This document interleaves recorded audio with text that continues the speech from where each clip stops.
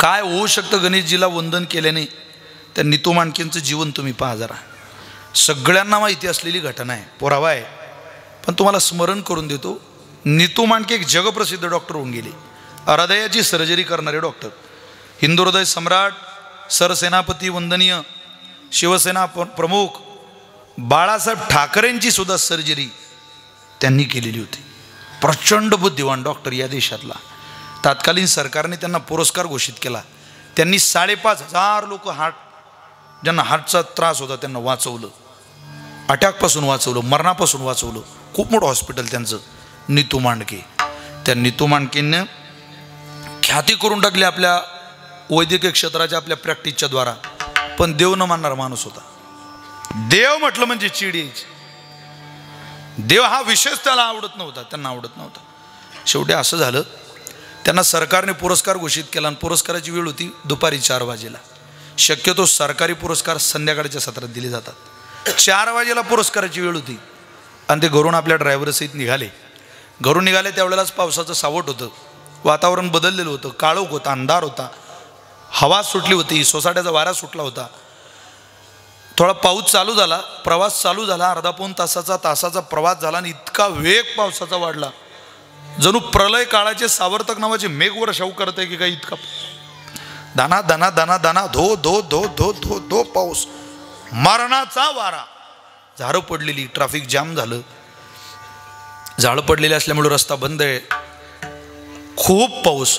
आणि त्या ड्रायव्हरनी सांगितलं, साहेब पुरस्कार सोहळ्याकरता त्या समारंभाच्या स्थळी त्या सभागृहात पोहोचणं मला तरी काही शक्य वाटत नाही, वेळेनुसार.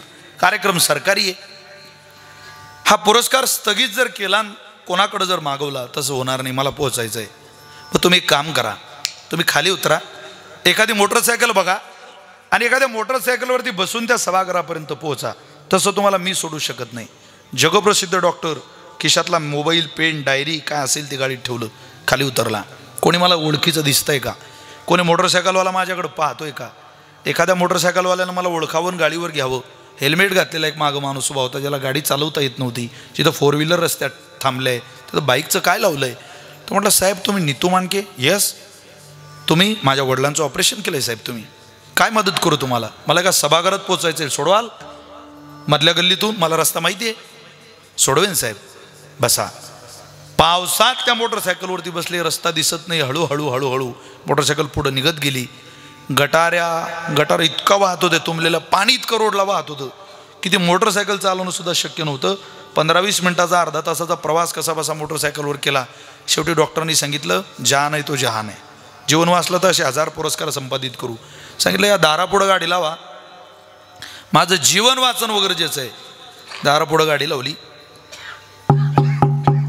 दार वाजवलं.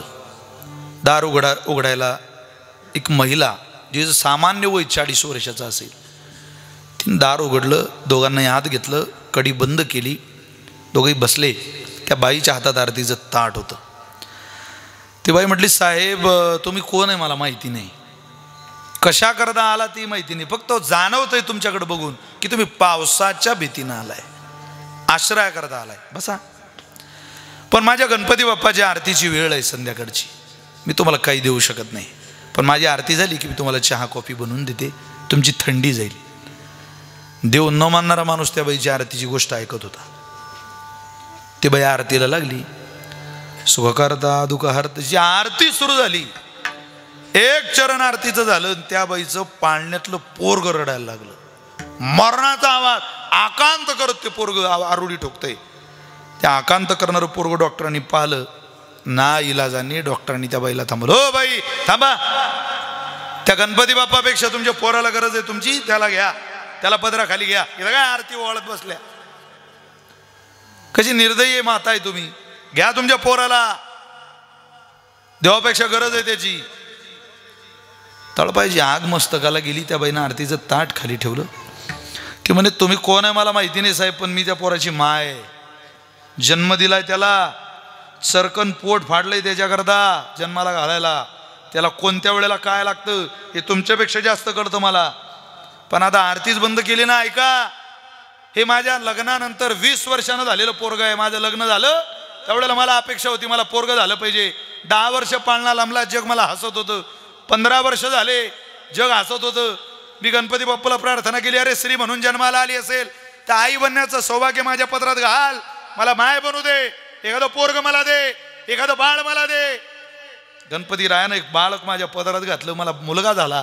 पण साहेब, हे जन्माला आलेलं पोरग हृदयाच्या आजाराचं आहे, होल आहे त्याच्या छातीला. 4 डॉक्टरांकडे नेलं, पोरग रडत राहतं तासन तास 2 तास. पण 4 डॉक्टरांकडे पोराचं निदान करण्याकरता गेलो, त्यावेळेला 4ही डॉक्टर सांगायला लागले तुमच्या पोराचं ऑपरेशन करावं लागेल. आम्ही म्हटलं करा. पण ते डॉक्टर म्हटले, बाई तुमच्या पोराचं आम्ही जर ऑपरेशन केलं तर तुमचं पोरग मरू शकते, पण तुमच्या या गोजीरवाण्या पोराचं, या गोंडस बाळाचं ऑपरेशन या देशातल्या जगप्रसिद्ध असलेल्या नीतू मांडके नावाच्या डॉक्टरांनी जर केलं तर तुमचं पोरग वाचू शकते. साहेब, एवढा गणपती उत्सव झाला की त्या डॉक्टरांचा शोध घ्यायचा आहे आणि गरीबाचं लेकरू त्याच्या पायावर घालून म्हणायचं याचं ऑपरेशन कर. तुम्हाला काय कळणार आहे माऊलीची व्यथा. देव न मानणारा माणूस घाम पुसत होता भर पाण्यात. हात जोडले आणि त्या बाईला सांगितलं, बाई अरे मीच नीतू मांडके हो, आधी तुमच्या पोराचं ऑपरेशन, नंतर पुरस्कार. ज्या मुलाचं ऑपरेशन केलं ते पोरग पुण्यात जिवंत आहे, पण हजारो लोक हृदयाची सर्जरी करून वाचवणारे डॉक्टर मात्र हार्ट अटॅकनं वारले. अरे 20 वर्ष गणपती बाप्पावर श्रद्धा ठेवली तर तो देव पाळणा हलवू शकतो. त्या परमात्म्यावर श्रद्धा ठेवला, विश्वास ठेवला, श्रद्धा ठेवली तर घरपोच तुमच्या पोराचं निदान पाठवू शकतं. हे जर या विज्ञानाच्या काळात घडत असलं तर पौराणिक काळातल्या प्रमाणानं कळत तुम्ही पाठ फिरवता कशी. त्याला वंदन करा. जगातलं असं कुठलंच काम नाही जे भगवान परमात्म्याला नमन केल्याने, वंदन केल्याने होत नाही. फक्त आपला विश्वास कुठंतरी कमी पडतोय, आपण स्वतः कुठंतरी कमी पडतोय. ज्या दिवशी आपली वाटचाल पूर्णतेला जाईल त्या दिवशी भगवंत सुद्धा आपल्यावरती कृपा करेल आणि त्यानं आपल्यावर कृपा करावी ही अपेक्षा जर तुमच्या माझ्या अंतःकरणात असेल तर विनयानं अशी प्रार्थना करा, गुरुराया चरणी मस्तक ठेविला. हा मस्तक ठेवा, याला विनय शिकवा, मस्तकाला याला गुरमी शिकवू नका. हे ज्या दिवशी झुकतं ना त्या दिवशी भगवंत खरोखर कृपा करतो. भगवान महादेवाने कृपाच केली आपल्यावर, आपल्या सगळ्यांवरच केली.